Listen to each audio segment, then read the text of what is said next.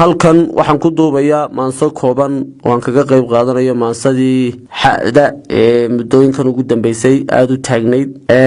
magacayguna waa maxamed cali xaashi hal abuurada Soomaaliland kamid ah waxaan idin leeyahay baasho ha socoto xarfaha kala iyo qaybaha kalena aynu u guurno dhageysi haboon suugaantu xeer iyo xarafka la raaciyo waxay leedahay xayndaab bulshadana xaqeediyo xaalkay ku nooshiyo xal baa loogu raadshaa marna waa xusuustii dhaqankeena loo xidhay maansadu xil weeyaan xilku saaran weeyaan xaakinkaana bixiyo xilliyay u gaar tahay hoggaan xeerka dhaafiyo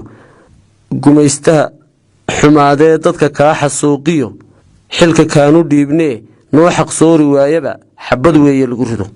ruuxa xaalufkaaye xilligu ugu dhiibee ku xasuuqi jiraye xeerku aanu kaa qaban maxaan kuba xurmeeyaa